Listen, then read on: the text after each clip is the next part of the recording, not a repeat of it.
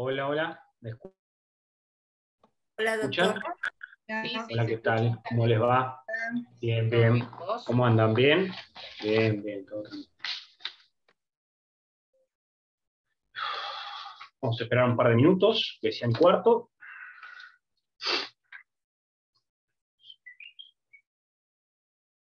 ¿Te vamos pasando la asistencia? Dale.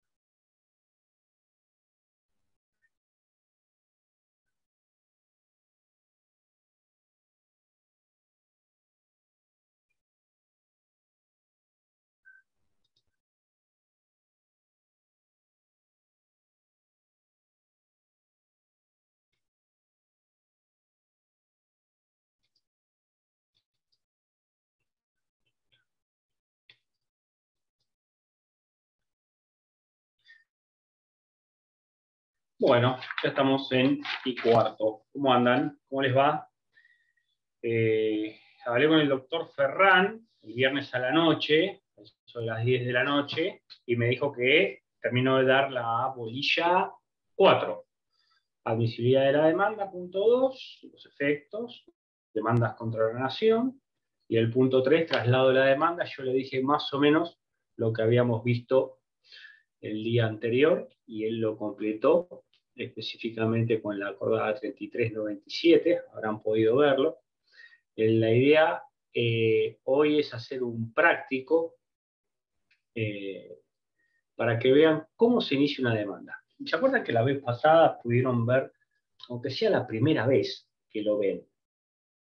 No es que de ahora en más lo saben, eso uno es consciente, pero es la primera vez que vieron cómo los que no trabajan en tribunales, los que no trabajan en un estudio jurídico, cómo se llena o se completa una cédula, la cédula electrónica, la cédula que va en formato papel, por más que electrónicamente se remita a la Receptoría General de Expedientes, a la Oficina de Notificaciones, y sean ellos los que la impriman, pero por lo menos pudieron verlo.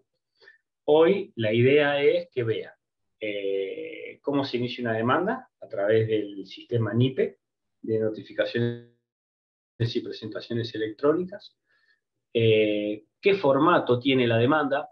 ¿Ustedes estuvieron viendo los apuntes que le mandé? ¿Pudieron verlos?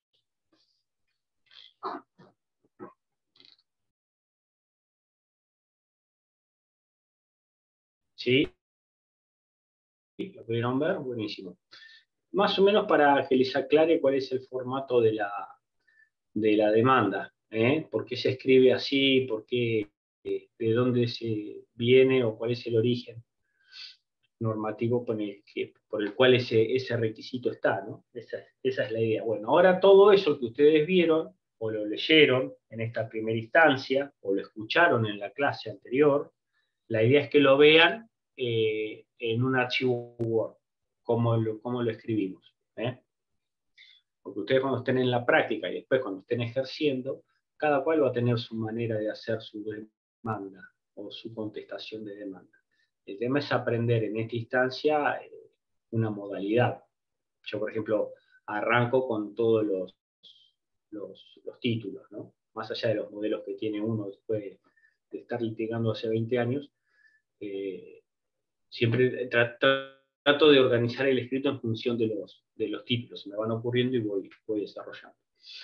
Nos faltaban, antes de entrar en la parte del práctico, que más o menos 9:45 va a estar la doctora Rieta con nosotros, yo quería ver la segunda parte del punto 1, porque si bien está dentro del apuntecito que les mandé, y si bien está dentro de la bibliografía que ustedes tienen, la idea es desarrollarlo un poquitito acá, porque es pregunta de examen. Esto, si nosotros tomamos oral, seguro que a uno le va a caer esta pregunta. Entonces, para que sepan cómo preguntamos. En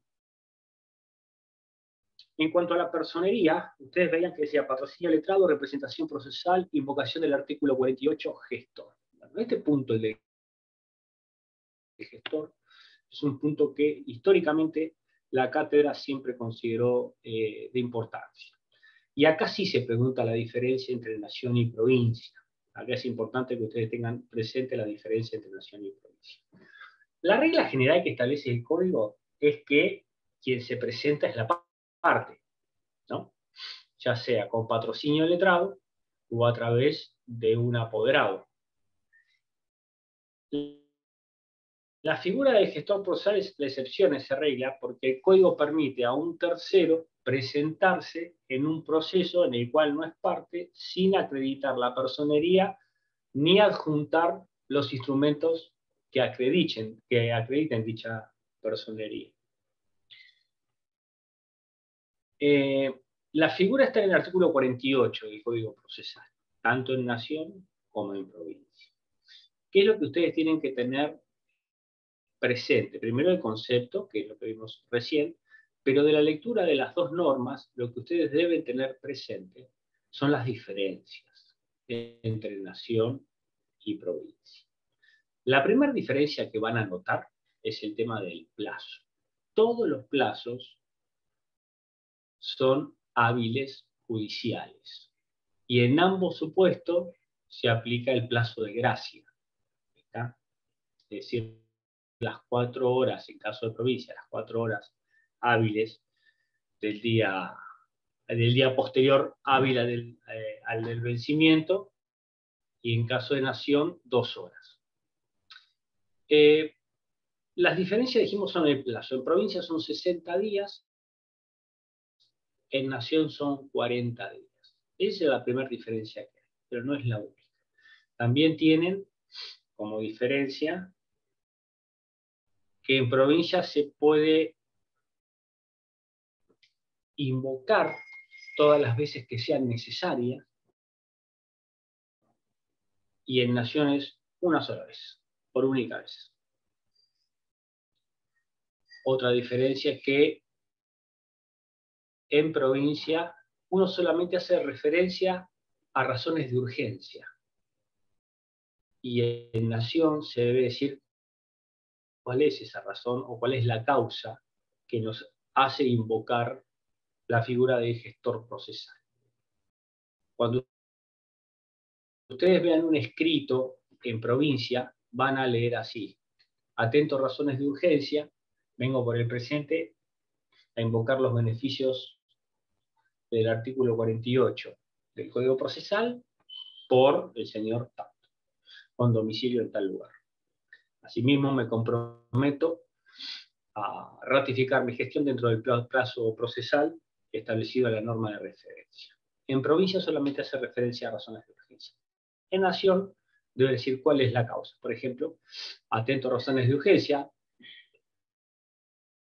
ya vengo por el presente a invocar los beneficios del artículo 48 por el señor tanto, con domicilio tanto, comprometiéndome a ratificar mi gestión o a adjuntar los instrumentos que así acreditan mi personería dentro del plazo establecido en la norma de referencia. Y esas son todas formalidades que uno tiene al momento de invocar la figura de gestor procesal. Otro tema u otra diferencia a tener en cuenta es la ratificación. La ratificación es la parte la que ratifica que ratifica dicha gestión, que en provincia puede ser expresa o tácita, y en nación debe ser expresa. Es decir, debe haber un escrito suscrito por la parte en el cual se ratifica expresamente todo lo actuado por el doctor Carlos Antonio Turián en nombre y representación de esta parte, con firma, etcétera, tanto de la parte como del letrado. En provincia dijimos que la ratificación puede ser tácita. ¿Y cómo es la ratificación tácita? Cuando hay un acto procesal suscrito por la parte. Es decir, por ejemplo, vengo por el presente, ¿no?, a invocar los beneficios del artículo 48 por el señor tal. En dicha calidad o en dicho carácter, denuncio bajo responsabilidad de la parte actora, bajo responsabilidad de esta parte, de parte actora, por ejemplo. Es decir, vamos a poner este supuesto. Iniciamos una demanda de daños y perjuicios contra Luis Guerrero, domiciliado en Independencia 4578 en la ciudad de Mar del Plata. Interponemos la demanda de daños y perjuicios, vamos como patrocinante letrado, es decir, firma la parte, se diligencia la cédula, y la cédula, como no encontró a nadie, vuelve sin diligenciar. ¿Está? Estos supuestos lo vieron el día viernes. Entonces yo quiero denunciar ese domicilio bajo responsabilidad de la parte actora. Y no está este hombre, porque justo está trabajando, y bueno, yo entonces voy a invocar los beneficios del artículo 48 por la parte actora, yo como subletrado, y denuncio domicilio bajo responsabilidad de parte que se encuentra en ese lugar, Independencia 4578 en la ciudad de Mar del Plata. El juez ordena, es decir, resuelve, me tiene por invocado los beneficios del artículo 48 y ordena se libre cédula bajo responsabilidad de parte actora. Yo desde la invocación, es decir, desde el día que invoqué, tengo 60 días hábiles más plazo de gracia para ratificar. Es decir, no se cuenta el plazo desde que el juez desde que el juez resuelve tenerme por invocado los beneficios del artículo 48, sino desde el día que yo lo invoqué. Si yo invoco hoy y el juez ordena librarnos a cédula y en la resolución sale el día lunes o martes, yo no empiezo a contar a partir de ahí, sino se empieza a contar a partir de la ratificación. Si la ratificación fuese expresa, yo dentro del plazo de 60 días, lo que tengo que hacer es presentar un escrito firmado por la parte actora donde ratifica todo mi accionar. Pero dijimos que en provincia esa ratificación puede ser tácita. ¿Y cómo es la ratificación tácita? Si, por ejemplo, dentro del plazo de 60 días, en lugar de presentar una ratificación, presento cualquier escrito. Por ejemplo, solicita la apertura de la causa a prueba, atento a la existencia de hechos conducentes y controvertidos, y está firmado por la parte. Es decir, la secuencia sería interposición de demanda con firma de la parte. Cédula, viene para atrás la cédula porque no se pudo notificar, invoco el 48, se libra nueva cédula, se libró nueva cédula, se notificó, la parte contraria contestó, hay hechos conducentes y controvertidos, y yo dentro del plazo de 60 días hábiles, lo que hago en lugar de presentar la ratificación, presento un escrito solicitando la apertura a prueba, suscrito por mi cliente, que es la parte actora. Eso es una ratificación tácita. ¿Se entendió? Es decir, presentamos un escrito con posterioridad firmado por la parte. Eso es una ratificación tácita, eso es permitido en provincia, no es permitido en nación. Como es el tema de las ratificaciones en estos supuestos de pandemia, en donde nosotros no podemos adjuntar el escrito. Yo lo que hago es, como dice la acordada, en el mismo formato del escrito, ¿no?, en el mismo texto idéntico que tengo firmado, lo mando electrónicamente y adjunto como PDF el escrito firmado por la parte. No es solamente que le pongo la leyenda que el mismo se encuentra suscrito, que el original suscrito hológrafamente por la parte se encuentra en poder de este profesional, actuando como depositario y presentándolo ante el primer requerimiento de su señoría. No, eso no. Lo que hago es adjuntar, pues eso es una costumbre mía, adjuntar en PDF el escrito firmado por la parte. Entonces son 4 diferencias que ustedes van a poder encontrar respecto de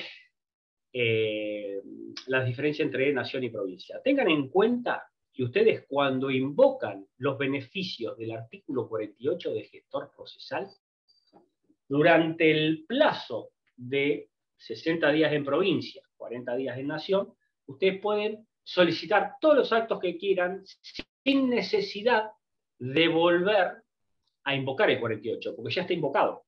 Es decir, ustedes en provincia, lo que van a hacer es, por ejemplo, invocar el 48, tienen 60 días para presentar la ratificación. Lo presentan a los 20 días. ¿Está? Entonces lo tienen por ratificado. Perfecto, listo. Si ustedes vuelven a invocar, ahí sí tendrían que invocar la figura del 48. Pero desde que lo invocaron al día que lo ratificaron, todo lo que hicieron ya estaban con la investidura del gestor procesal. Que dice Máximo. A ver, ¿desde cuándo dijo que se empieza a computar el plan? Desde la invocación, Máximo. Desde la invocación. ¿Qué pasa? ¿Qué pasa? A ver, esperen que voy a abrir los chats. Bien. ¿Qué pasa si... Ahí los había perdido. ¿Qué pasa si no se presenta la ratificación? Si no se presenta la ratificación o no se adjuntan los instrumentos. Es decir, ¿yo tengo que presentar la ratificación? No necesariamente. Yo puedo presentar la ratificación o adjuntar los instrumentos que acrediten mi personería. Es decir, lo que hago dentro de los 60 días es adjuntar el poder, la copia del poder, porque el tipo me hizo el poder y me lo mandó. ¿Me siguen? Entonces yo ya acredito que soy apoderado. Gabriela, caduca lo actuado. El 48 dice concretamente, porque es el tema del apercibimiento y lo que más miedo le tenemos los abogados, dice que en casos urgentes en provincia, en casos urgentes podrá admitirse la comparecencia en juicio sin los instrumentos que acrediten la personalidad, pero si no fueren presentados o no se ratificase la gestión dentro del plazo de 60 días, será nulo todo lo actuado. Será nulo. Es decir, las consecuencias que tiene es la nulidad de todo lo actuado desde la invocación, ¿no? Desde la invocación hasta el apercibimiento, desde la invocación hasta el apercibimiento, y que además es responsable de los daños y perjuicios, ¿no? Fíjese que dice lo último: será nulo todo lo actuado por el gestor y este pagará las costas causadas sin perjuicio de la responsabilidad de los daños. Es decir, las consecuencias tenemos nulidad de todo lo actuado, el pago de las costas y sin perjuicio de eso, los daños y perjuicios que pudiesen ocasionarse. Por ejemplo, si yo invoco los beneficios del artículo 48 por la parte demandada, o por la parte actora, y lo invoco luego de contestar la demanda por la contraria. Es decir, tenemos demanda, traslado de la demanda, contestación. Hechos conducentes y controvertidos, yo quiero que se abra la causa prueba, entonces invoco los beneficios del artículo 48 y solicito la apertura a prueba. El juez ordena la apertura a prueba, pero yo no ratifico ni adjunto los instrumentos dentro del plazo de 60 días. Se me cae todo lo actuado desde la invocación en adelante. Es decir, lo que se me cae es la apertura a prueba y todo lo que haya sido consecuencia de esos actos. Pero los actos anteriores no.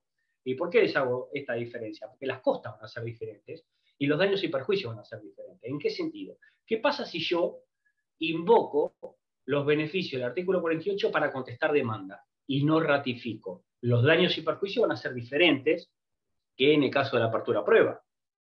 ¿O qué pasa si invoco para recurrir y no adjunto la ratificación dentro del plazo establecido por la norma? Bueno, recuerden, las tres consecuencias es nulidad de todo lo actuado. Andrea, sí, se tendría por no contestar en el supuesto de la contestación. Nulidad de todo lo actuado, es decir, desde la invocación hasta el vencimiento del plazo. Todo lo actuado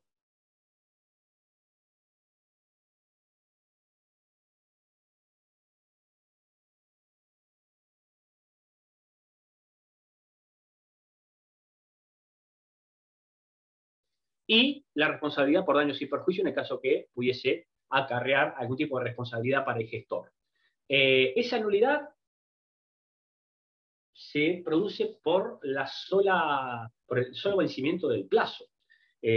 Opera por el solo vencimiento del plazo. Es decir, a los 60 días o vencido el plazo de gracia, si no está la ratificación, estaría operando. Muchas veces algunos hacen la vista gorda, ¿no? Presentan las ratificaciones vencido el plazo en demasía, la contraria nada dice, pero la contraria te puede solicitar la nulidad del 48 si está. Si ustedes están en un proceso civil y comercial, el plazo es de 60 días. Si el proceso es laboral en provincia de Buenos Aires, el plazo es de 10 días. Artículo 24 de la 11653. 10 días, no 60 días. A ver qué dice Máximo. Si alguien de mala fe invoca la figura de gestor, ¿uno se puede oponer? ¿Por qué de mala fe? ¿Por qué decís que hay mala fe, Máximo? Si en realidad vos lo que estás haciendo es decir, estás invocando que hay razones de urgencia sin necesidad de especificar cuáles son las razones de urgencia. No conocés cómo podrías acreditar la mala fe del gestor. La verdad que eso no se me ocurre, porque dice atento razones de urgencia, no necesariamente tiene que estar de viaje la parte, capaz que no pudo ir a firmar, por ejemplo. No necesariamente. El otro puntito que estaba dando vueltas tenía que ver con el tema de los domicilios, que dice domicilio real y procesal, constituido o ad litem, domicilio electrónico. Acá es algo que nosotros ya vimos en varias oportunidades. ¿Cuáles son? ¿Qué es? Primero, ustedes lo que tienen que diferenciar son los domicilios establecidos en el artículo 73, 75 del Código Civil y Comercial de la Nación, del domicilio procesal establecido en el Código de Rito. Código de Rito, el código adjetivo, como le dicen, de la provincia de Buenos Aires, que es el Código Procesal. La razón de ser del domicilio procesal es facilitar las notificaciones, y es ese domicilio que la parte constituye dentro del radio del juzgado, que generalmente coincide con el estudio jurídico del abogado que lo patrocina. Ahí se realizarán todas las notificaciones por cédula. Esto era en la época en que estábamos con el papel, pero todavía sigue vigente. Hay una obligación de constituir un domicilio procesal. Se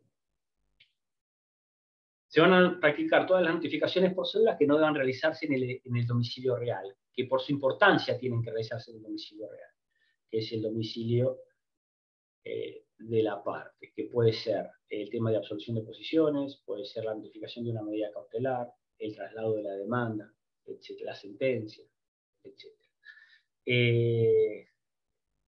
La 14.142 nosotros dijimos lo que trae es un agregado, que la carga de constituir el domicilio procesal se le suma otra carga que es la de constituir el domicilio electrónico.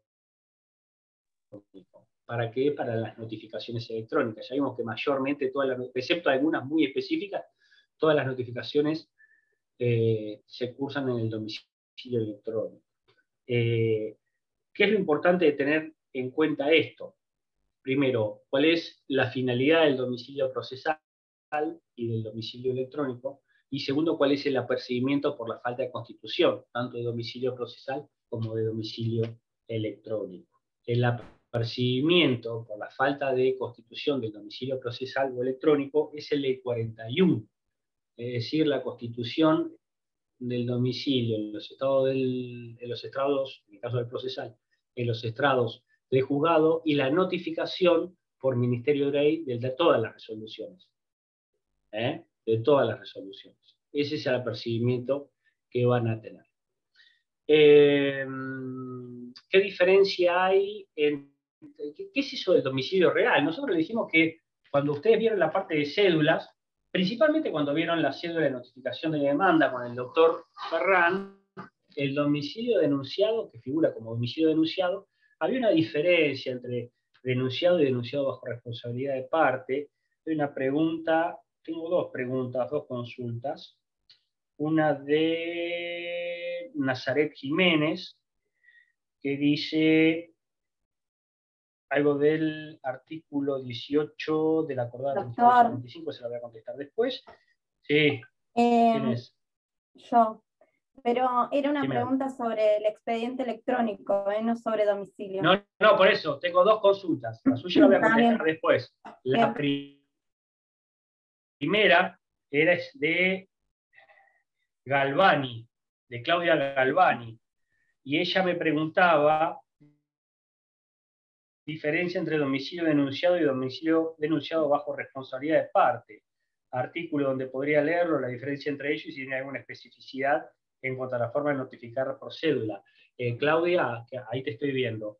Eso lo viste el día viernes, lo pudiste llegar a ver porque la acordada que hace referencia a eso es la 3397.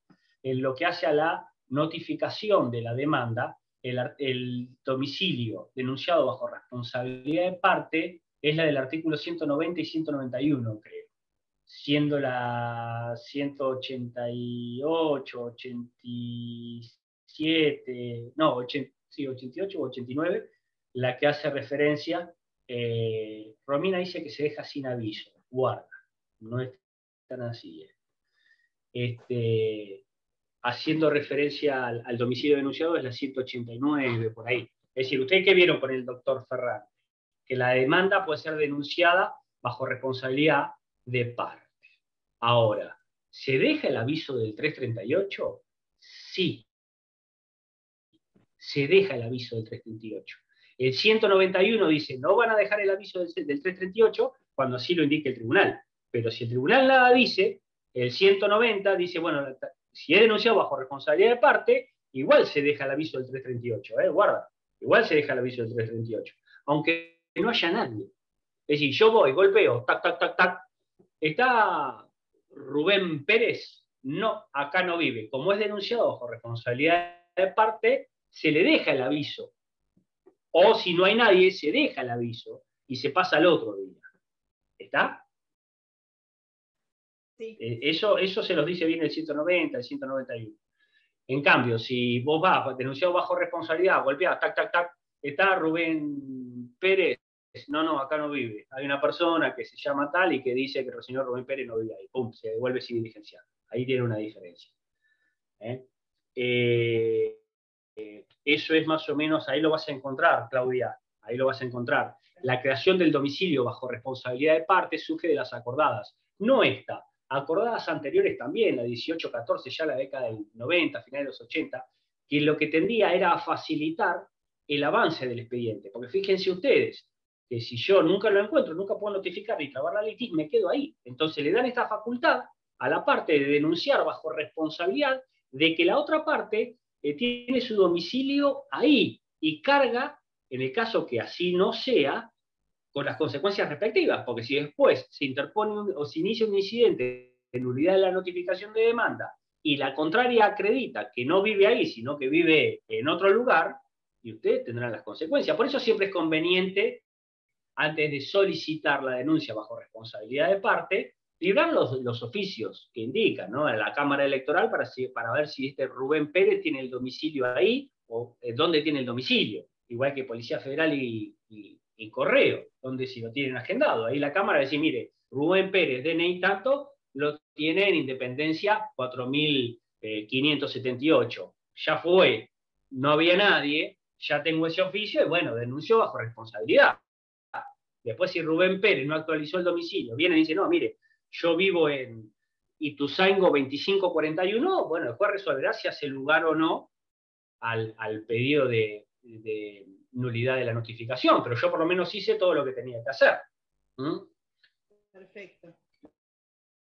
Bueno, muchas gracias. Antes de ir al domicilio. Bien, eso fue algo que me preguntó Claudia. Después, Claudia, esto es para vos, que me hablás lo de la acordada 3886 del 18. Esto es en función de lo que les dije el otro día, que les iba a contestar las preguntas que me iban a hacer.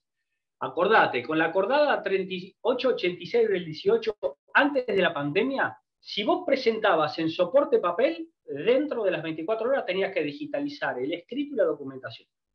Sí. Si vos me haces una pregunta en el caso de la contestación de demanda, ¿correcto, Claudia? Si vos actuabas como patrocinante letrado, la que firma es la parte. Entonces, en el caso de la contestación de demanda, antes de la pandemia, ¿qué hacías? Ibas presentabas el escrito, el soporte de papel, te ponían el cargo, dejabas la documentación, y dentro de las 24 horas digitalizabas todo eso. Es decir, lo ponías en PDF y lo subías. ¿Correcto? Bien. ¿Qué pasa cuando actuabas como gestor procesal o como apoderado? Contestabas la demanda de manera electrónica, es decir, la contestación de demanda se hacía electrónicamente, o se hace electrónicamente, y la documentación la mandabas en PDF. Y dentro de las 24 horas tenías que llevar en soporte papel solamente la documentación, Claudia, no la contestación de demanda, porque eso ya fue electrónico. Ah, está bien, perfecto. Solo la Eso ya fue electrónico, porque vos ya tenés firma ahí. Si vos tenés Bien. firma digital. Claro. Digital electrónica, dice, ¿no? Porque la mandaste con el token. Entonces, si vos actuaste como apoderado y acreditaste, lo que vas a hacer, lo que hacías dentro de las 24 horas era llevar la documentación respectiva. Hoy en día, con la pandemia, se manda todo electrónicamente y todos nos quedamos con la documentación hasta que el tribunal nos diga, bueno, muchachos, tráiganla. Por ejemplo, al momento de dictar sentencia lo van a tener que decir. Hasta ahora no vi nada. Bien, perfecto. Pero era eso. Y después, lo último, Claudia, era cómo se resolvía la cuestión de la firma de parte cliente en las presentaciones electrónicas. Yo lo que hacía y lo que sigo haciendo, como ya por el tema de la pandemia, es decir, antes de la pandemia, si el escrito estaba firmado por la parte, yo llevaba el papel y después digitalizaba. Ahora con la pandemia, ¿qué es lo que hago? Yo el papel no lo puedo llevar y la parte no tiene token, porque el token lo tengo yo. Entonces yo armo un Word idéntico al que me firmó mi cliente, lo mando la documentación y dentro de los PDFs también mando escaneado el escrito firmado, para que sepan que por lo menos yo lo tengo. Bien, perfecto. ¿Está? Sí, sí, sí. Bien. Muchas gracias. No, por favor. Y ahora vamos a Nazaret Jiménez, que me preguntó, la consulta ya es de la acordada 3975, y me decía respecto del artículo 18 del expediente mixto. ¿Qué pasa? En un punto hay muchos expedientes que quedaron a mitad de camino. ¿Qué significa que quedaron a mitad de camino? Que arrancaron siendo papel, por lo tanto tenía que cumplir con las acordadas anteriores, que era la carátula, la foliatura de las hojas. Cada cuerpo no podía tener más de 200 hojas. Si pasaba las 200 hojas, tenía que armarse otro cuerpo. Por eso ustedes iban y pedían el primero, segundo, tercer, cuarto cuerpo del expediente Gutiérrez Jorge contra Arrieta Nancy sobre daños y perjuicios. O la quiebra de Turina Carlos, que tenía 15 cuerpos. Bueno, ¿por qué? Porque en un momento se dejó de coser y se empezaron a utilizar ganchitos. Eso es lo que vas a leer, Nazaret, en el artículo 18. El artículo 18 te habla de esos expedientes mixtos, en el cual una parte están en papel, que fue lo anterior, o esas presentaciones en papel que se hacían luego de la acordada 3886, por ejemplo, la que estaban suscritas por la parte y había un patrocinio, y una parte electrónica. Fíjate vos que en el artículo 18, si mal no recuerdo, te dice la utilización de ganchos, la carátula, el tema de la foliatura, no más de 200 hojas. Claro, pero a partir de ahora. El expediente de soporte papel, y ahora es todo electrónico. Porque claro, ya papel pero no esa tenemos parte nada. que quedó de papel, por ejemplo, ¿se digitaliza? Porque si sigue se estando el solicita expediente préstamo, en el casillero. Digitalizado Sí. está solamente la parte. Sí, claro. Está digitalizado la mitad, ponele, o las últimas 15 hojas. Eso vos lo podés acceder desde tu token o desde la mesa virtual. No necesitas el préstamo del expediente para verlo. No, pero la otra parte. Pero la otra parte, ¿sabés cuál es el gran problema que tenemos ahora, Nazaret? ¿Sabés cuál es el gran problema que tenemos ahora, Nazaret? Cuando hay que hacer una pericia de un expediente iniciado en el 2015, 2016, antes de las presentaciones electrónicas. A eso iba mi pregunta, donde, justamente. 2014, donde se adjuntó una documentación, y el perito, como ya no va a tribunales, te dice, bueno, deme en préstamo el expediente, pero bueno, a ver, yo tengo que hacer mi pericia. La documentación que hago, y el tribunal te dice, bueno, muchachos, digitalícenla. Y yo digo, sí, yo no la tengo. Así que tengo que pedir en préstamo el expediente, digitalizar lo mío y subirlo. Claro, eso Mirá era lo lo que me se había refería. presentado, Nazaret. Mirá lo que se había presentado. ¿Qué pasa? Ahora, bueno, es todo electrónico también en Nación. Pero ustedes saben bien que el caminito, si yo quiero llegar a la Corte de Nación, es después de un expediente que tramita por primera instancia acá en provincia, es primera instancia, Cámara de Apelaciones, Suprema Corte de Justicia de Buenos Aires, ¿tá? Y después quería pasar a través del recurso extraordinario federal a Nación. Ahora, si el expediente es electrónico, ¿cómo hago? ¿Quién lo imprime? ¿Se imprime? Porque vos hoy en día hay un programa que te permite, es decir, electrónicamente te permite. ¿Vieron cuando hacen una transferencia bancaria? Que van al dibujito, al logo dentro de la app, donde hay flechitas para afuera y para adentro. Bueno, es muy similar. El otro día le decía al doctor Gropo, porque vi, digo, ¿cómo hacen para pasar de primera instancia un expediente electrónico a cámara? Y él me mostró cómo lo hacían a través de un sistema interno que tienen, y remiten todo. Pero cuando se tiene que ir a Nación se maneja con otra normativa.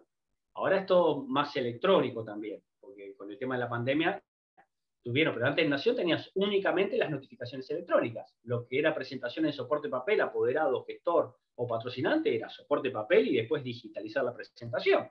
¿Está? Se presentaban estas cosas, Nazaret. El tema del expediente mixto es una cuestión. Es más, al principio, ¿qué hacían los juzgados? Imprimían las presentaciones electrónicas.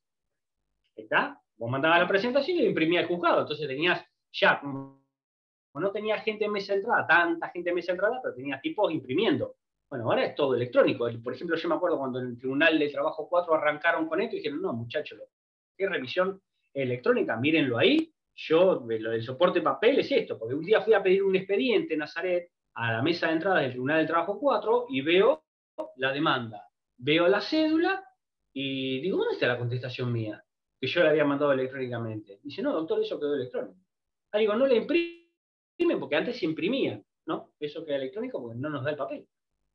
¿Entendés? Es un tema. Los mixtos es un tema. Bueno, lo que te está diciendo el 18 es, si es mixto, lo electrónico es electrónico y se aplica el 11. Eso tiene que, el secretario tiene que permitir el acceso a la información. Pero lo que es soporte papel, que cumplan con todos estos incisos, que es lo que te dice el 18, que tiene que ver con la carátula, los ganchos, las cositas fojas, etc. Bien, ¿Se encuentra entre nosotros la doctora Rieta? Sí, la acabo de ver acá en imagen. ¿Cómo le va, doctora? ¿Cómo anda? Bien, todo bien. Hace ratazo que no la veo. Un montón. La doctora, para los que no saben, es una de mis socias. Entonces, nos vimos toda la tarde, nos vimos. Hasta en la sopa me ve, pobre. Bueno, Doc, acá les anticipé más o menos lo que usted iba a hacer en cuanto a que los chicos aprendieran cómo se inicia una demanda, cómo era el formato de demanda, más que nada para que los que no tienen esa famosa foto de la que hablamos nosotros, por lo menos empiecen a tener estos primeros vistazos de cómo es un escrito de demanda, el formato, y después el cumplimiento de los requisitos profesionales, fiscales, profesionales y previsionales. Lo dejo en sus manos, yo me quedo acá mirando y cierro el audio ya. Buenísimo. ¿Cómo andan? ¿Se escucha bien ahí? Bien, vamos a compartir pantalla entonces, así les muestro desde el portal cómo funciona. Avísenme ustedes cuando se vea Ahí ya se lo ve. que estoy transmitiendo. ¿Ahí ya se ve? Sí, ya se ve. Perfecto. Vamos a ir acá. Entonces, nosotros entrábamos al mismo portal donde hicimos la última clase, la prueba con la cédula, que es notificaciones.supremacorte.buenosaires.gov.ar, ¿sí? Uno se logueaba con el número quit @notificaciones, que es el domicilio electrónico, la contraseña, e iniciando sesión, ¿sí? Nos vemos en el portal de novedades. Para iniciar una demanda tenemos ahora, a partir de creo que fue junio del año pasado, este botoncito, esta pestaña, ¿sí? De inicio de causas. Antes, con anterioridad, se llenaba una planilla que se conocía como planilla de Inforec, ¿sí? Uy, ¿qué está pasando? Hoy a la mañana me pasó lo mismo. Bueno, mientras se instala esto de nuevo, les voy comentando. Antes se utilizaba una planilla que la teníamos que imprimir, ¿sí? La llenábamos primero con los datos del actor, del demandado o los demandados. Si se excedían de dos partes, digamos de dos actores o dos demandados, teníamos que llenar un anexo, ¿sí? También teníamos que denunciar en ese momento si se necesitaba la conexidad para que fuera remitido a otro juzgado, como suele suceder con los beneficios litigar sin gastos, por ejemplo. Y una vez que imprimíamos la planilla y llenábamos todos los datos, la demanda a ver, espérenme un segundo, a ver si se actualiza esto. La demanda en formato papel la llevábamos a receptoría, como le debe haber contado el doctor. Ahora directamente se inician de manera electrónica, a través del portal. A ver si puedo solucionar esto, ya les muestro. Bien.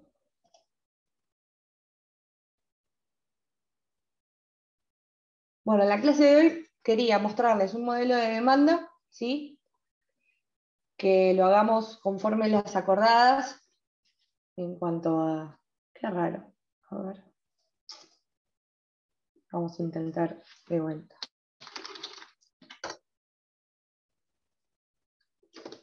Problemillas técnicos. Acá entro un poquito yo en acción. Si ustedes creen que esto es un problema, cuando estén mandando la contestación de demanda en el día 10 y les pase esto, te agarra un ataque de caspa, que sí, y le pega una patada a la computadora, porque encima no puedes hacer nada, porque no puedes ni siquiera ir a la mesa de entradas y llevar el papel. Y siempre pasa. Siempre cuando más lo necesitas. Ahí parece que por eso enganchó. yo a veces, yo trabajo mucho en el foro laboral, ¿no? Bueno, en el foro laboral tenemos 10 días y a veces lo mando el día 9, por si hay algún problema tengo el día 10 para hacerlo. Antes uno, estando por la parte demandada, quizás jugaba un poquito con el cargo vencido para hacer tiempo, pero es la verdad que ahora con todo este tema electrónico es un riesgo muy grande. Bueno, ahí estamos, bien. Ahora, volviendo, en vez de hacer la planilla de Inforec que se hacía antes, ¿sí? La de ingreso de causas, todos los datos que estaban en esa planilla se ven plasmados acá, en esta pantalla, ¿sí? En el de inicio de causa. Entonces acá tenemos que seleccionar el organismo, en este caso obviamente Departamento Judicial de Mar del Plata, supongan, por dónde se inician, ante dónde se inician las demandas. Ante Receptoría General de Expedientes. Entonces, se tilda ahí. Bien. Yo les traje un modelo, ¿sí? Para que vean una demanda. Van a ver esto, no sé si seguramente se los comentó el doctor.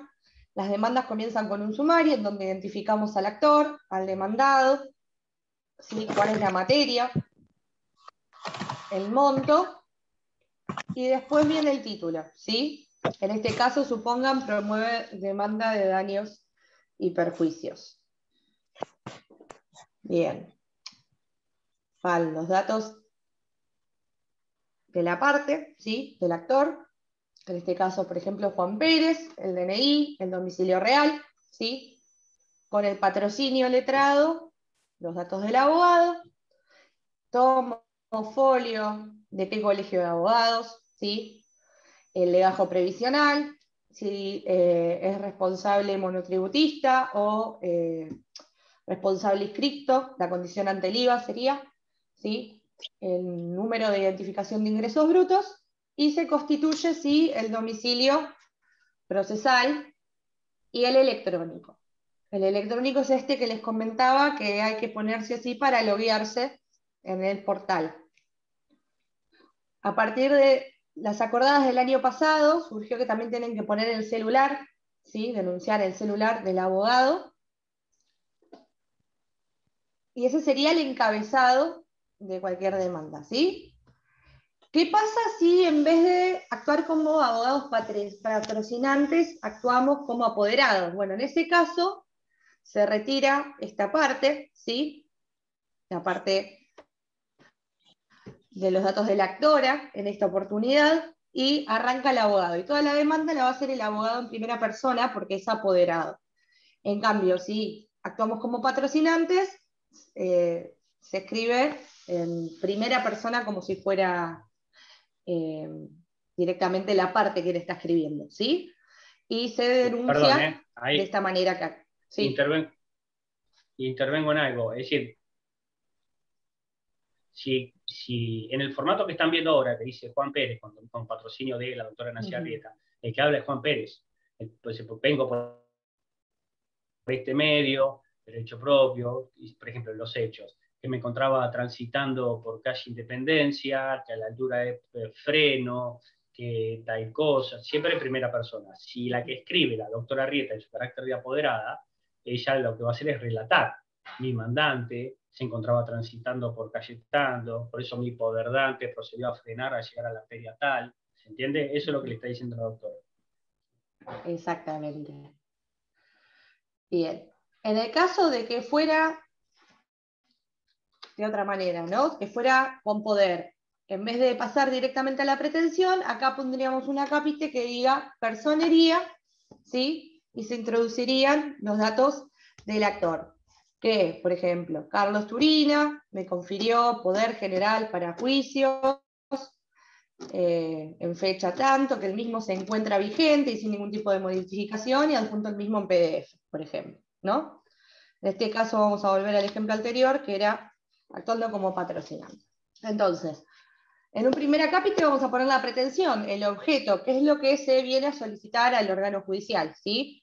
¿Qué es lo que se reclama? Supónganse una demanda de daños y perjuicios por un accidente de tráfico. ¿Contra quién? Ahí denunciamos los datos del demandado. ¿Cuál es el domicilio? Que va a ser domicilio denunciado, ¿sí? Y la suma. Siempre tengan en cuenta que al momento de poner la suma, como hay varios rubros que después tenemos que probar, que son difíciles de cuantificar, ¿sí? Es muy importante que pongan esta frase, que eso, lo que más en menos surja de la prueba a producirse en autos, ¿sí? Más los intereses, costos, costas del proceso. Luego iría otro cápite, que serían los hechos, como dijo el doctor. Por ejemplo, me encontraba circulando por tal avenida y al llegar a tal intersección sucedió tal cosa, ¿sí? Es importante también, en el caso de daños y perjuicios, lógicamente, tratar de relatar, además de los hechos, cuáles fueron los daños y cuáles fueron los factores de atribución, la responsabilidad del demandado, por qué creemos que es responsable, ¿sí? Este es un modelo muy largo de demanda que, si quieren, se los puedo subir como para que lo tengan, pero bueno. Sí, por favor. Básicamente, Fíjense, bien. Fíjense lo que dice ahí la doctora en cuanto a los márgenes. Una vez Fíjense que nosotros, cuando ustedes... Sí, doctor.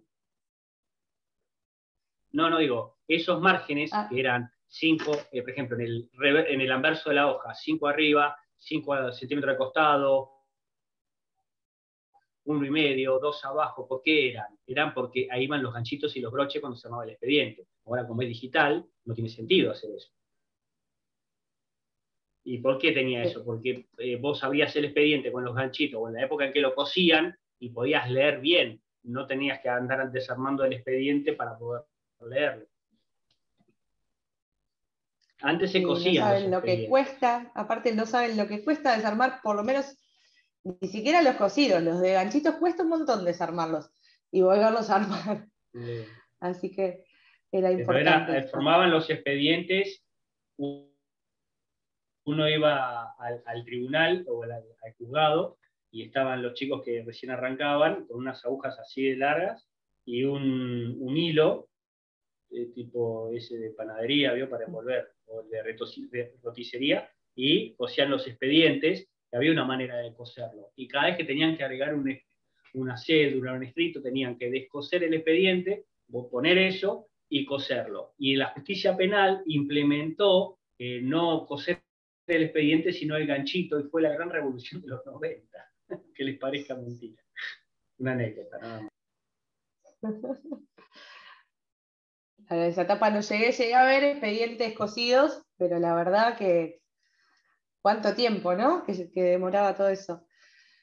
Bueno, después siguiendo con el modelo de demanda, nos encontramos con los rubros indemnizatorios, ¿sí? La liquidación, después la prueba, por ejemplo, describir la documental que se acompaña, que se va a acompañar en formato PDF, si hay instrumental, si hay informativa, si hay pericial, testimonial, bueno, una capite de prueba donde ofrecemos toda la prueba en este caso, porque recuerden que se trataría de una demanda que tramita por sumario, daños y perjuicios. El derecho, por ejemplo, el planteo de la reserva de caso federal y la petición, ¿sí? Supongan que tenemos que enviar esta demanda, ¿sí? Pasa a veces que uno escribe y mientras la va confeccionando, ¿sí? No respeta ahí los márgenes, no. Supónganse que ustedes escribieron de esta manera, ¿sí? Les quedó así. ¿Qué es lo que tienen que hacer antes de pasarlo y copiarlo al portal? ¿Sí? Seleccionarlo. Nosotros tenemos que usar letra Arial 12. No sé qué puse. Arial 12. Interlineado 1.5, ¿sí? Justificado siempre, respetando los márgenes. En cuanto, por ejemplo, a la sangría, ¿sí? Supónganse así. Tenemos que ir a párrafo. Acá, en realidad, puede ser 2.5 o 3, pero tiene que haber, ¿sí? La sangría. Bueno, una vez que tenemos la demanda, ¿sí? Vamos a volver al formato anterior, que ya estaba todo preparado. Ahí sí pueden copiar y pegar. Es muy difícil trabajar cuando es demandas o escritos muy largos directamente en el procesador de acá, del portal. Porque más allá de que se puede tildar y uno no tiene forma de guardar el avance automáticamente, es un procesador que tiene muchas menos opciones, como podrán ver. Entonces, una vez que está la demanda preparada, la copiamos y la pegamos acá en el portal, ¿sí? Por lo general, lo que es sangría y margen no queda pegado, pero después queda, después se ve cuando lo reciben, en realidad. Estilo, Suprema Corte acá. Y como les comentaba, en vez de imprimir y realizar por Excel esa planilla de Inforec que se hacía antes, y uno tenía que imprimirla, firmarla, poner el sello y llevarla a receptoría junto con la demanda en papel, en este caso se llena este formulario, ¿sí? Título sumario, entonces habíamos dicho, promueve demanda de daños y perjuicios, por ejemplo. Si ahí tenemos alguna observación personal para realizar, va a ir en este casillero. ¿Cuál es el fuero? Civil y comercial. Monto reclamado, supongan que en este caso va a ser 500.000 pesos. Objeto, acá seleccionan. Antes, esto también es importante, en la planilla de Inforec, uno antes tenía que googlear, porque la verdad que son muchas materias, es difícil acordarse, googlear cuál era la nómina, ¿sí? de los códigos de materia de la página de la Suprema Corte y buscar cuál era la materia que uno quería iniciar, por ejemplo, el daños y perjuicios, ¿sí? Y escribir el código en la planilla. Ahora directamente viene, cuando buscamos la materia, figura el código acá. Si no tienen monto, muy bien Gabriela la pregunta, si no tiene monto, si es monto indeterminado, se deja en blanco, ¿sí? No pasa nada. Bien. Localidad, Mar del Plata, por ejemplo. Si nosotros, ¿sí? Por ejemplo, les hice este ejemplo en particular de daños y perjuicios, ¿por qué? Porque los daños y perjuicios son materias mediables, entonces tendríamos que primero pasar por la etapa de mediación. ¿sí?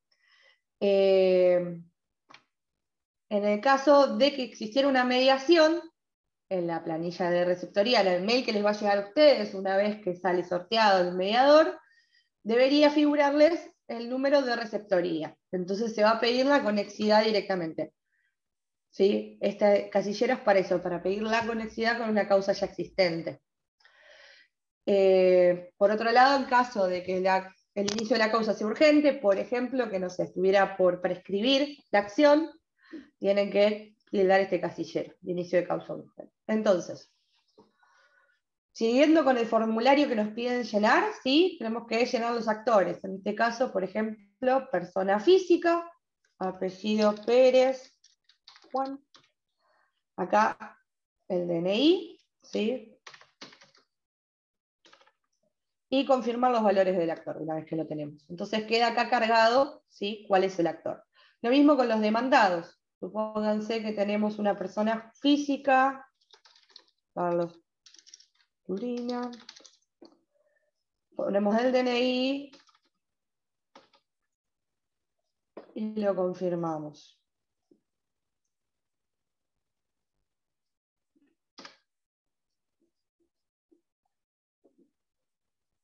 De igual manera, si tuviéramos una persona jurídica, ¿sí? ¿Cuál es el nombre de la empresa? El quit, y se ingresa de igual manera. ¿Qué pasa si en vez de querer interponer la demanda, ¿sí? Tuviéramos que pedir el sorteo del mediador? Porque antes uno hacía la planilla, esta planilla de Inforec que les comentaba, que se descargaba en Excel y se rellenaba, y llevaba esa planilla impresa que venía tildada en la parte de sorteo del mediador. Entonces, cuando la recibía receptoría, se hacía el sorteo del mediador, sorteo del juzgado, que eventualmente intervendría, ya sea para homologar un acuerdo o para recibir el cierre de la mediación con la demanda. Y uno tenía que volver a los pocos días de dejar la demanda y la planilla, de dejar la planilla, perdón, retirarla, llamar al mediador, ponerse de acuerdo, ¿sí? Ahora directamente también es digital.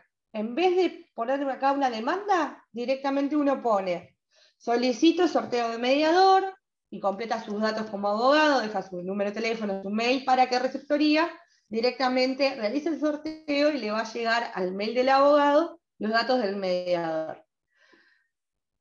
Volviendo a este caso, que es el caso ya de una demanda, recuerden que lo que es el DNI del actor, que antes iba impreso junto con la planilla de Inforec, ahora va a ir en formato PDF acá, ¿sí? Lo mismo como toda la documentación que uno normalmente adjuntaba con la demanda en el sobre, antes, ahora se pone toda en...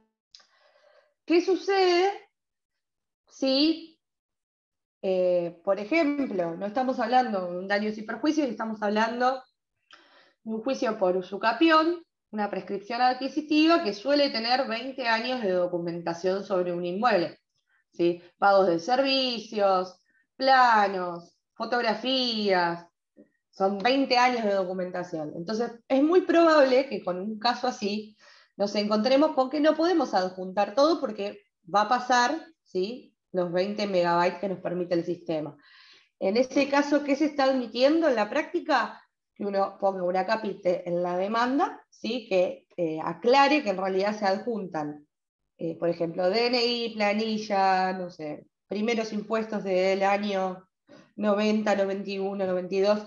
Uno identifica, ¿sí?, cuáles son los documentos que va a acompañar y aclara, o sea, denuncia, obviamente, en la parte de acá, como habíamos mostrado recién, en la prueba documental, uno denuncia todo lo que va a adjuntar. Sin embargo, aclara que por una cuestión de peso y de capacidad del sistema no va a poder acompañar en esta oportunidad todo, pero una vez que el expediente esté radicado, en la primera presentación, a la brevedad, va a subir todo en PDF, por más que implique distintos escritos electrónicos, ¿no? Los que sean necesarios. Pero a veces por una cuestión de peso no se puede acompañar en este momento toda la documentación. ¿Hasta acá vamos bien? ¿Tienen alguna duda, alguna consulta? Perfecto. ¿No? Bien. Bueno, otra cosa que tenemos que acompañar. Yo, Sí, Leisa Mora. ¿quién me está hablando? Sí, hola Mónica, Sí. se escucha. No, te hago una pregunta. Cuando, en el momento que para juntar los archivos de 20 megas, ¿puede ser también un archivo zip o un RAR? ¿No permite eso? Como para que se complique más. No, lamentablemente no permite otro formato que no sea PDF. Hay herramientas, por ejemplo, está la página I Love PDF, que te permite comprimir bastante lo que es el peso de los documentos. Sin embargo, si estamos hablando de muchos años de documentación o documentación que es muy pesada o muy extensa, sin embargo, por más que uno lo comprima, probablemente supere los 20 megabytes. Así que bueno, la solución que se encontró, y de hecho... Está bien, gracias. Sí, acá el doctor lo utiliza mucho, el ILO PDF. Es el chiche nuevo. Es impresionante, no lo puedo creer. Es el chiche nuevo. Sí. Permite comprimir PDFs, dividirlos, juntar varios PDFs que uno tenía por separado, hacerlos un solo documento. La verdad que es una buena... Sí. Una pregunta, antes cuando era en formato papel no había problema con esto, ¿no?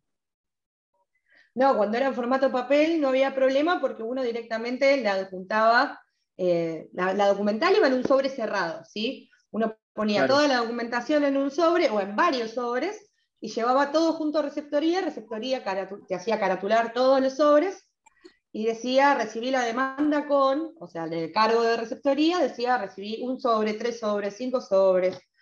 Lo mismo, por ejemplo, si uno tenía que adjuntar... Yo llegué a llevar cajas. Claro. No sé, porque, y pedía exhibición de copias para traslado por el tema de la dificultad de la reproducción, que era el 121, que era el sentido del 121. Pero llegué a... Veo cuando uno va a la librería y compra las cajas para armar, bueno, las cajas esas con un montón de documentación, cuando hacíamos revisiones de cuenta de alguna administración o algo, a veces era tanta la documentación que era imposible en uno o en dos o en tres sobres. Y cuando tienen que adjuntar alguna otra cosa, también se hacía eso. Perdón, doctora. No, está perfecta la clase. Perfecto, muchas gracias. Hay veces que... ¿Quedó ahí claro, Joaquín? Sí. Bien. Sí. Bueno, entonces, además de lo que sería esta planilla, que antes era la planilla que uno tenía que llevar impresa, además de la planilla y el texto de la demanda y toda la documentación en PDF, uno tiene que acompañar anticipo provisional, bono ley y tasa y sobretasa de justicia, ¿sí? Así que ahora les voy a mostrar cómo se puede generar de esta página, por ejemplo, tasadejusticia.scba.gov.ar, nosotros podemos hacer la boleta de pago de tasa de justicia.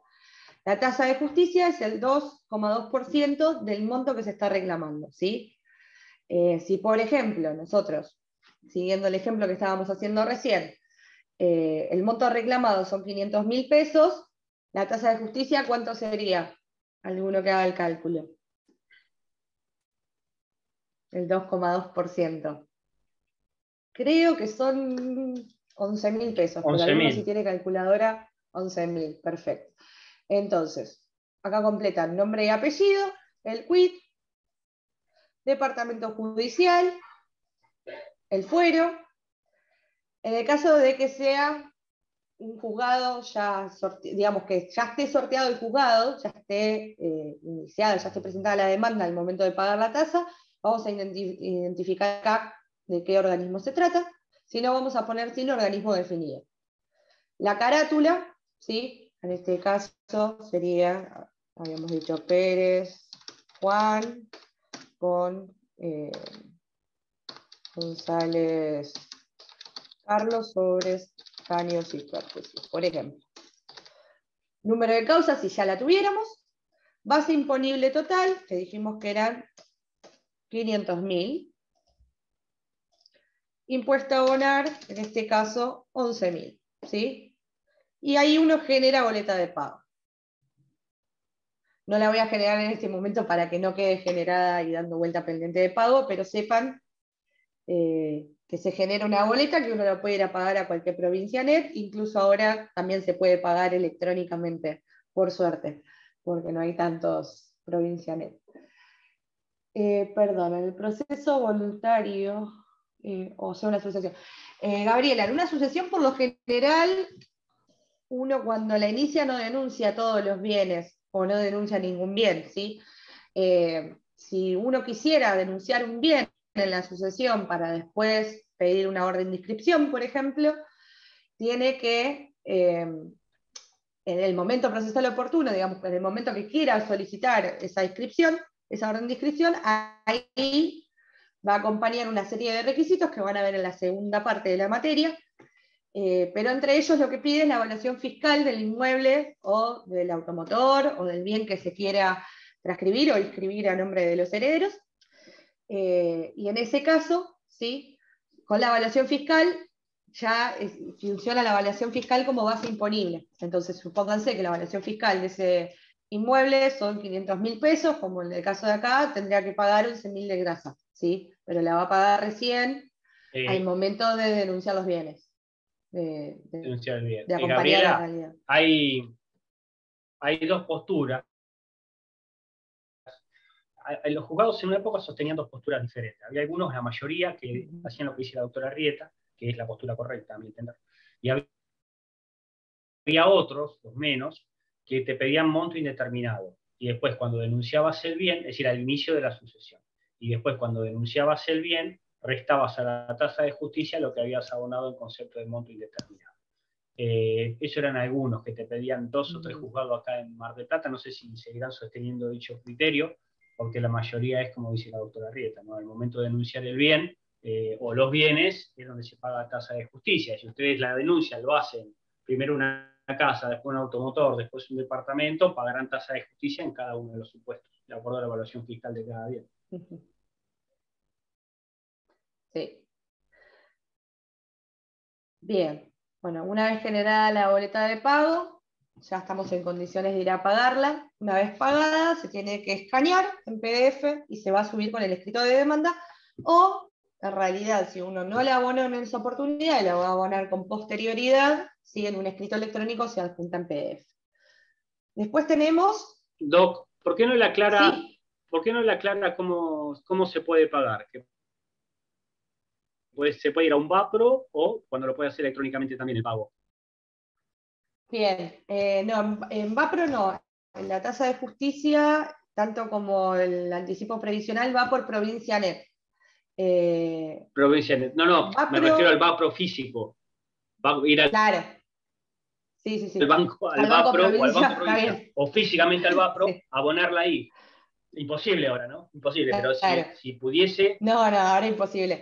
Serían si los dos lugares, pero además la doctora lo que le va a decir ahora es que también se puede hacer electrónicamente a través de la red que les va a decir en este momento. Pero antes físicamente vos podías optar por ir a un VAPRO o a un RIPSA que tuviese VAPRO también, o al Banco Provincia antes de la pandemia, abonábamos ahí, y hoy en día lo pueden hacer a través de Provincia Net. Y la verdad que no moverte del estudio está buenísimo, porque antes vi unas colas que hizo insoportable. Sí, la verdad que sí, porque aparte no es en cualquier RIPSA o pago fácil que uno le podía pagar, sino que tenía que ir a alguno que tuviera VAPRO, que son poquitos, por lo menos en la zona de tribunales tenés el Colegio de Abogados, el Banco de Tribunales o cualquier otro banco provincia. Tenías algún que otro kiosco que decía Provincia Net, pero no todos tenían esa opción, o la Caja de Abogados. Claro. Ahora te podés crear un usuario con tu mail, ¿sí? Y tus datos personales en ProvinciaNet, y desde ProvinciaNet, desde la página ProvinciaNet, uno lo puede pagar con tarjeta de débito, con tarjeta de crédito, ¿sí? Acá preguntan los medios de pagos actuales, tipo Mercado Pago, cuenta de DNI, no, lamentablemente no, es solamente ProvinciaNet, es esta la página, ahora se las voy a mostrar. Pero uno crea un usuario, puede pagar casi todas las cosas, en realidad es como si fuera un pago fácil, pago en mis cuentas, cualquiera de estas páginas, pero tiene que ser de Banco Provincia, que es esta, ProvinciaNet, pago online. Entonces uno pone pagar, le va a pedir una serie de datos, el mail, ¿sí? La contraseña una vez que se arma el usuario, uno inicia sesión, Yo ahora no me acuerdo si lo tengo guardado, pero vamos a ver. A ver si era esta. Yo la verdad que las claves a veces me las olvido. No, no era esa. Entonces tiene que ser esta.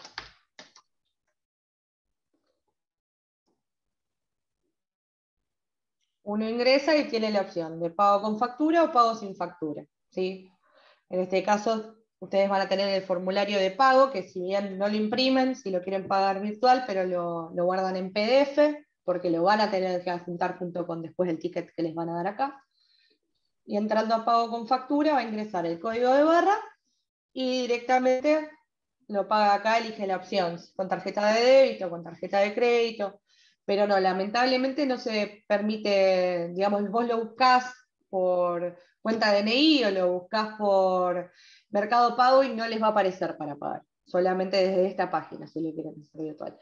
A ver, Claudia pregunta, ¿cómo era que se hacía cuando la documentación superaba los 20 megabytes? Uno directamente en prueba va a denunciar toda la documentación que va a adjuntar, ¿sí? Sin perjuicio de ellos, si ven que superan la cantidad de megabytes permitidos. En ese caso, se hace una cápite más en la demanda y se aclara la circunstancia. Por ejemplo, no sé, un título que diga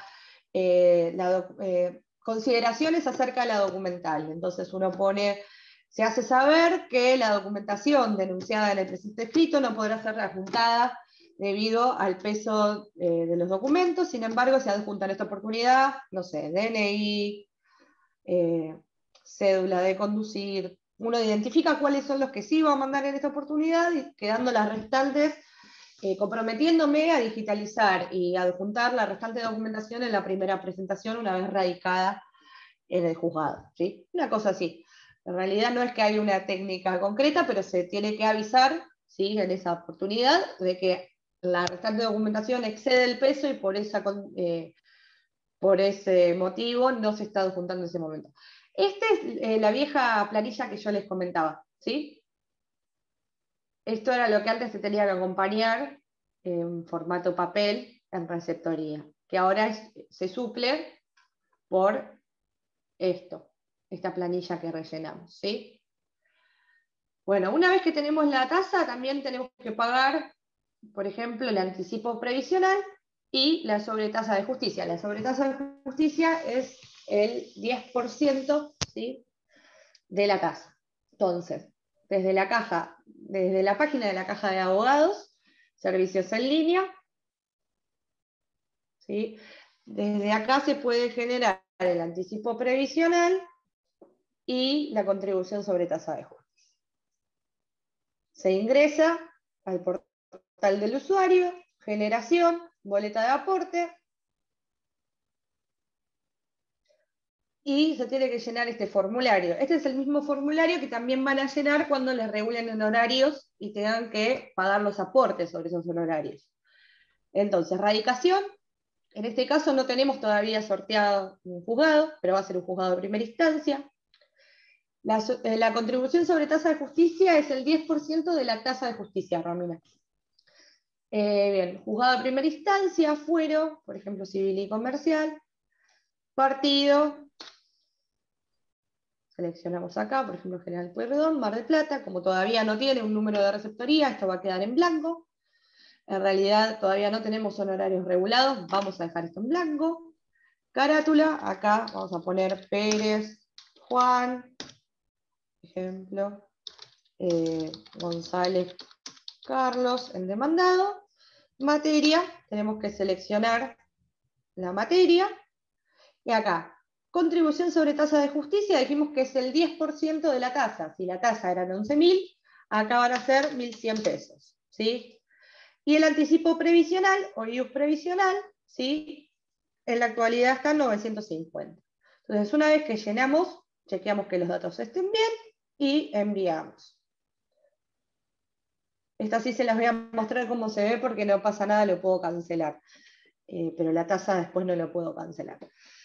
Entonces, una vez que lo generamos, vamos a consultas, boletas generadas. Doctora, eso no forma parte de lo que tiene que pagar como jubilación, ¿no? Como jubilación. Claro. No, es un anticipo previsional que tenemos Pero que se pagar. lo descuentan del Pero aporte. después vamos a tener perdón. que pagar, Sí, forma es que parte porque no. lo deducimos de los aportes después, pero... Ah, ¿Qué eso. va a decir, doctor? Disculpe. El tema es así. Sí, no, está bien. Ustedes por año en la caja van a tener que pagar lo que se llama la CAO, que es la cuota anual obligatoria. De acuerdo a la edad que tengan y la cantidad de años de matriculación que tengan, la cuota es diferente. Los que estamos, por ejemplo, yo hace 20 años que estoy, la cuota es la más alta. Entonces, ¿cómo se integra esa cuota? Con los aportes de los honorarios regulados y con los anticipos previsionales. ¿Está? Todo eso genera el monto de la CAO. Pero en este expediente, por ejemplo, y vamos a hablar concretamente en este expediente, capaz que lo arrancamos en el 2021 y lo terminamos en el 2024. ¿Está? Entonces, cuando regulen honorarios, a ustedes les van a pagar los honorarios y esos honorarios van a... el perdidoso en costa le tiene que pagar los honorarios y los aportes.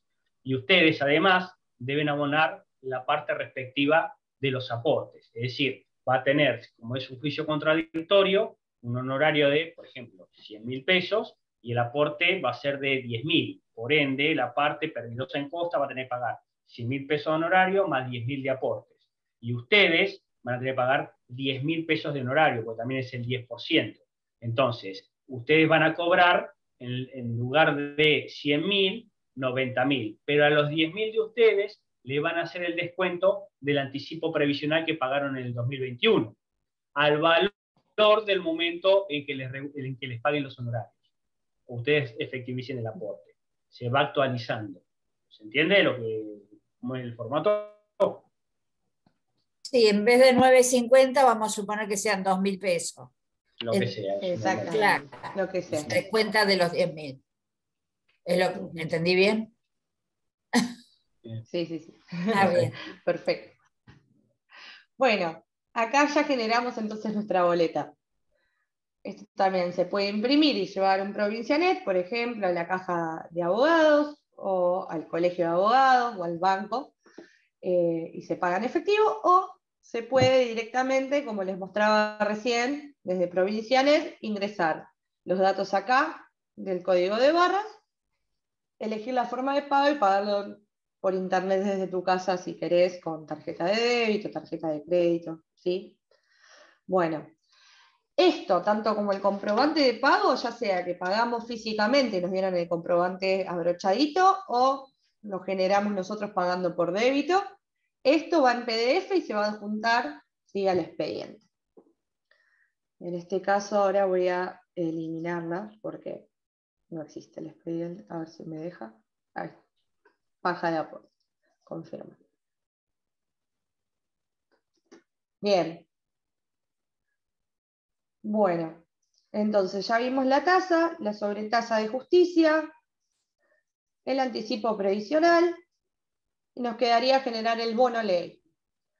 Sí, la sobretasa es el 100%, el 10% de la tasa misma. Bueno, bono ley o bono verde, ¿sí? Departamento Mar del Plata, fuero civil y comercial, número ¿Y el de bono clientes si lo azul es sabemos. para Nación? ¿Hay un Sí. bono Mira, el verde? bono azul se utilizaba en la justicia de paz. Para el antes. federal. Y en el federal. Pero, claro. Ya no se Bien. utiliza más. ¿O sí? Y Sí, en el fuero federal tenés todavía. Lo que sí, pasa se es que utiliza, bono a verde ver, y bono azul claro. no tiene sentido.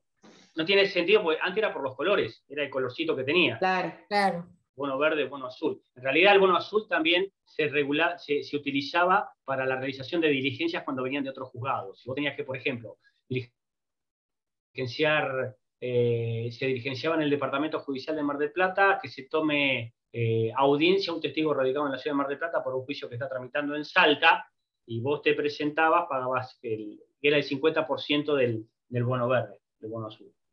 Que era celeste, es decir, vos te comprabas los bonos y te los vendían, y el verde era el de la 8480 y el azul era, por ejemplo, para ese tipo de trámites.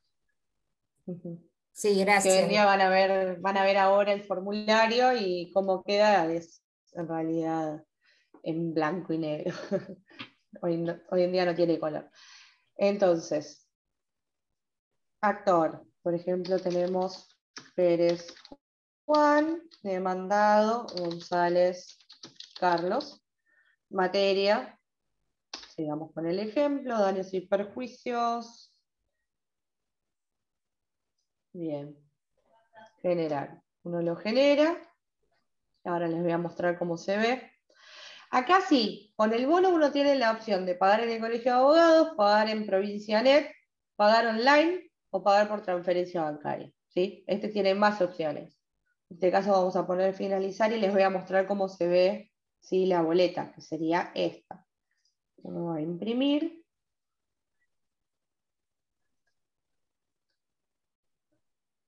¿Se ve bien ahí la pantalla? Este sería el bono ley. Bien, este sería el bono ley.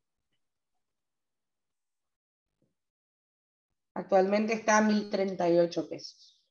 ¿Sí? 950 el anticipo previsional, 1.038 el bono ley. La cara del doctor de... Yo pensé que estaba en ¿Subió?